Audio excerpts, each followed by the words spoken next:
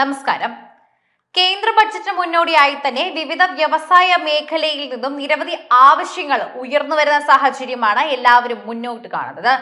ഇപ്പോൾ എല്ലാവരും മുന്നോട്ട് വയ്ക്കുന്ന എല്ലാ ആവശ്യങ്ങൾക്കും കേന്ദ്ര സർക്കാർ ബഡ്ജറ്റിലൂടെ തന്നെ നടപ്പാക്കിയില്ലെങ്കിലും ആശ്വാസകരമാകുന്ന പല പ്രഖ്യാപനങ്ങൾ ഉണ്ടാകുമെന്നാണ് വ്യവസായ പ്രമുഖർ പ്രതീക്ഷിക്കുന്നത്. സ്വർണവും വിപണിയും തന്നെ ഇതിൽ നിന്നും ഒട്ടും വിഭിന്നമല്ല.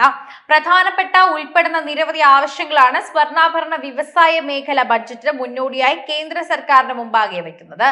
അമേരിക്കയിൽ ട്രംപ് അധികാരത്തിൽ വരുന്നതോടെ സ്വർണ്ണ വില വീണ്ടും ഉയരാനുള്ള സാധ്യത സാമ്പത്തിക ലോകം മുന്നോട്ട് വെക്കുന്നുണ്ട്.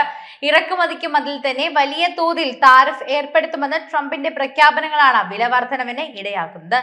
ഈ സാഹചര്യത്തിൽ കേന്ദ്ര സർക്കാരിന്റെ ഭാഗത്തു നിന്നുമുള്ള വിപണി ഇടപെടലുകൾ ശക്തമാകുമെന്നാണ് റിത്തിസിറ്റി ബുദ്ലിയൻസ് ലിമിറ്റഡ് മാനേജിംഗ് ഡയറക്ടർ പൃഥ്വിരാജ് കോതാരി അഭിപ്രായപ്പെടുന്നത്. സിംഗിൾ റെഗുലേറ്റർ സ്വർണ്ണ വിപണിയുടെ ഫോർമലൈസേഷൻ തുടങ്ങിയ നിരവധി ആവശ്യങ്ങളും അദ്ദേഹം മുന്നോട്ട് വെക്കുന്നുണ്ട്.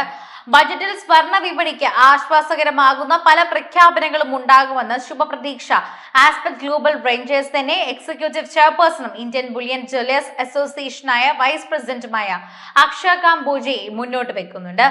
ഇന്ത്യയുടെ സമ്പദ് വ്യവസ്ഥയിലും സാംസ്കാരിക പൈതൃകത്തിലും സ്വർണ്ണ മേഖല വളരെ പ്രധാനപ്പെട്ട ഒരു പങ്ക് വഹിക്കുന്നു.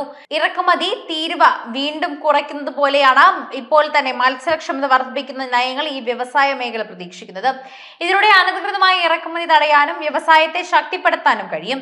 അക്ഷയ കാംബോജെ പറഞ്ഞ ഇലക്ട്രോണിക് സ്വർണ്ണ രസീതുകളിൽ വ്യാപാരം നടത്തുന്നതിനുള്ള തടസ്സങ്ങൾ പരിഹരിക്കുന്നതിന് അടിയന്തര സർക്കാർ ഇടപെടൽ ആവശ്യമാണ്.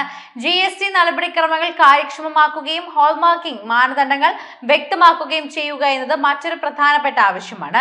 ഈ മാറ്റങ്ങൾ ഉണ്ടായാൽ മേഖലയുടെ കാര്യക്ഷമതയും വിശ്വാസ്യതയും കൂടുതൽ ശക്തിപ്പെടുത്തും. ഗ്രാമീണ മേഖലയിലെ സമ്പാദ്യത്തിലും തൊഴിലവസരങ്ങളിലും കാര്യമായ സംഭാവന നൽകുന്ന സ്വർണ്ണ മേഖല, പ്രത്യേകിച്ച് ചെറുകിട ഇടതരം സംരംഭങ്ങൾക്ക് തന്നെ സുസ്ഥിരത ഉറപ്പാക്കുന്ന ധനനയങ്ങൾ ആവശ്യമാണ്. ഗിഫ്റ്റ് സിറ്റിയിൽ ആഭരണ കയറ്റുമതി നഗരങ്ങളിൽ കേന്ദ്രങ്ങളിൽ ടയർ 2 നഗരങ്ങളിൽ ചെറിയ ജ്വല്ലറി പാർക്കുകളിലും സ്ഥാപിക്കാനും കേന്ദ്രം തയ്യാറാകണം. ഇത്തരം സംരംഭങ്ങൾ തന്നെ കയറ്റുമതി വർദ്ധിപ്പിക്കുകയും തൊഴിലവസരങ്ങൾ സൃഷ്ടിക്കുകയും ചെയ്യുമെന്ന് അദ്ദേഹം കൂട്ടിച്ചേർത്തു.